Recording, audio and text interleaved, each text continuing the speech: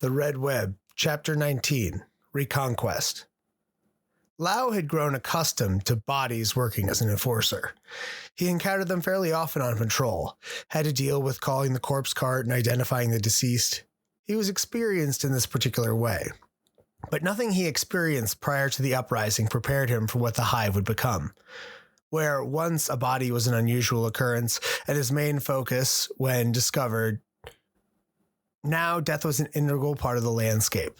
Blood, bodies, scavengers picking over the carcasses, they were everywhere.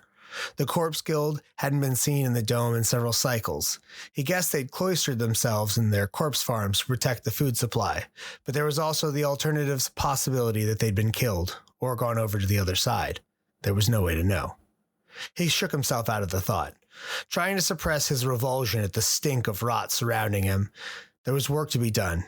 He'd been exiled from his home and wasn't about to just lay back and accept the inevitable. No. The fist of Helmar strikes back, and twice as hard. The groundwork had been laid. He'd tracked down what remained of his loyal enforcers, and they had a plan. "Do you need a moment, Lau? You look ill," Peak asked, pointedly. It had been strange living with Delac in their safe house. It was clearly unusual that they let any outsider in, much less one of the eyes and ears of the Imperial House. But then it would hardly matter by the time all this was over. They just moved to a new squat and abandoned this one like so many others. Still, he didn't appreciate the strange, gaunt figures constantly analyzing him.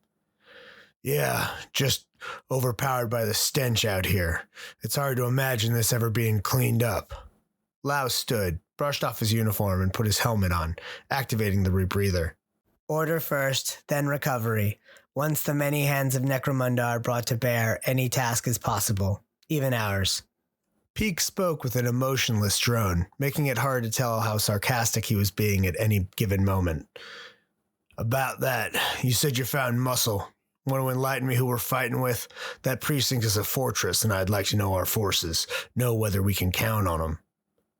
Peak was silent for a moment, and then replied, "I'm sorry, Captain. While we would prefer to know such things as well, secrecy is of the utmost importance right now to ensure our attack is successful. I promise, though, that these are by far the most effective and dangerous forces in the area, and entirely expendable. So, plan on with confidence." Lau rolled his eyes. Dealing with the hubris of the Delac was a daily struggle for him. On some level, he understood that he owed this gang his life, but he couldn't shake the feeling that they looked down on him. He, who was the gloved fist of Helmar. He, who was captain of the Palanite Enforcers. Being reduced to just a man and treated like anyone off the street when he was owed respect. It grated on him constantly. "All right, well, if we can't meet them in advance, how do we know they'll show for the assault?" "They're the vanguard. No one goes if they don't show up. Just get our gear and men ready. Time grows short, Captain." Peak made a gesture of deference. He could tell Lau was feeling insecure. Even fully armored with his helmet on. What was the Delac trick for reading people? The precinct had been fortified before the schism that saw enforcer fighting enforcer. Lau had been expecting a siege, not betrayal, and that had proved a fatal oversight.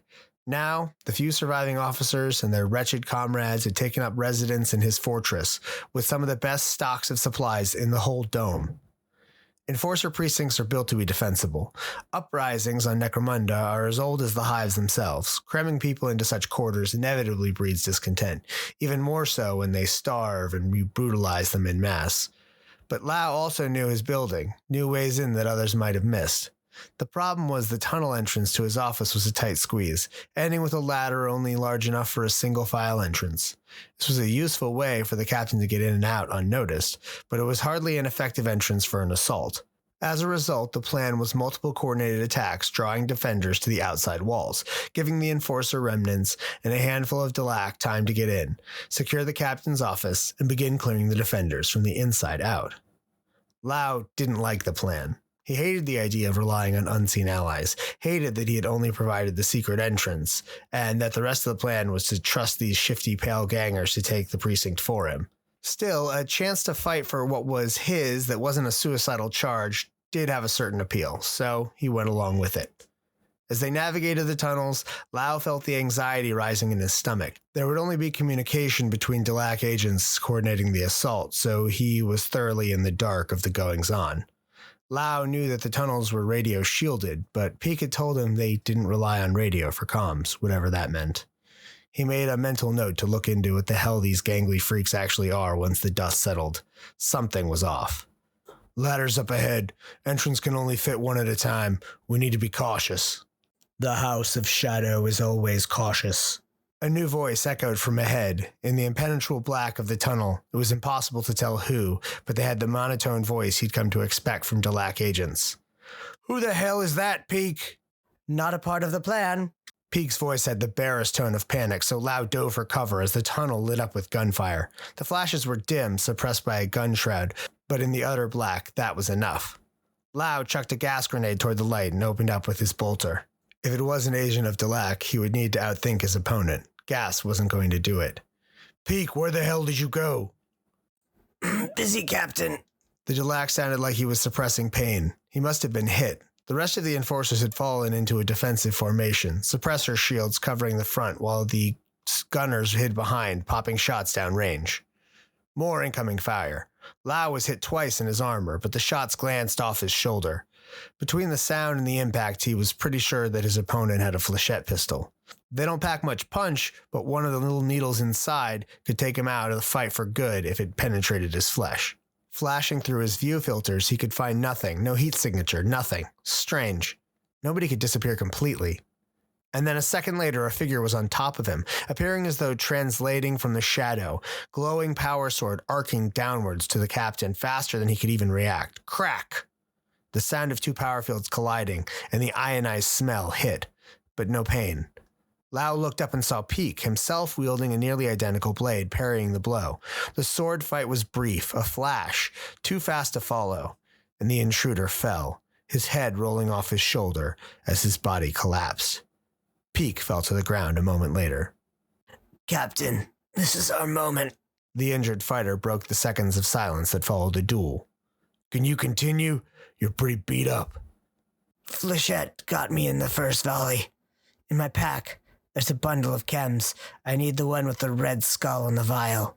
Lau found Peek's chem kit, found the narcotic in question. He didn't have time to ask what it was, probably didn't want to know.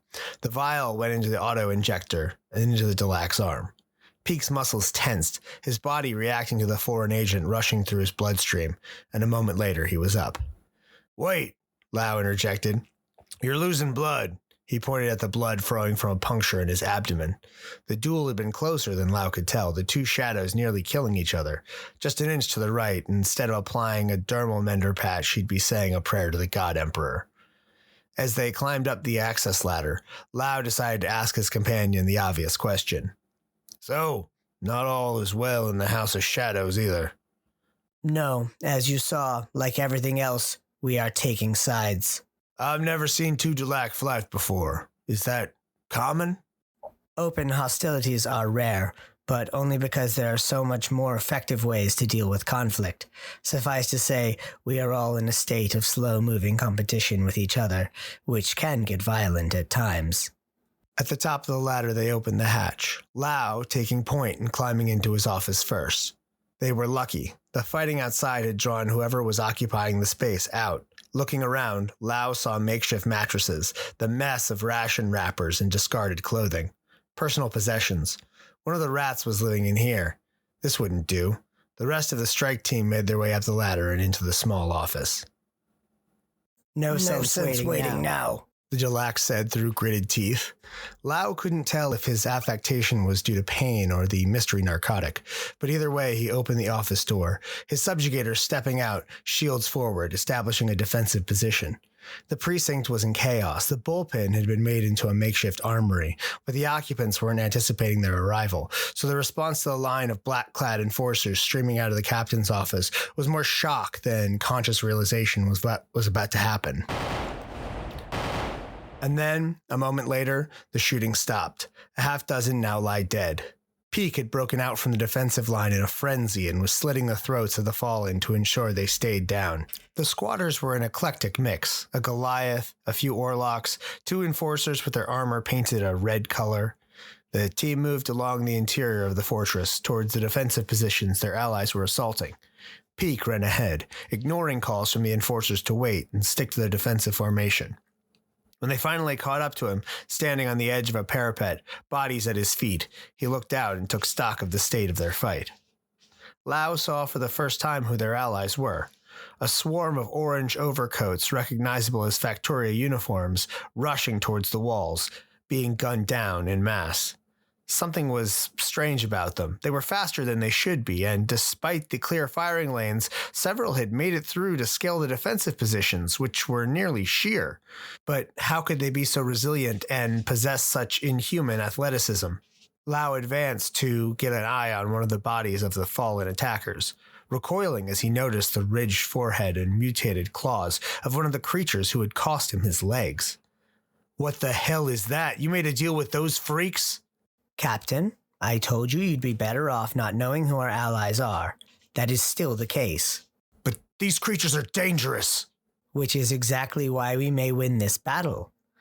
Chastise later. We have work to do. Lau cursed the Delac's dismissiveness, but he also knew Peak was right.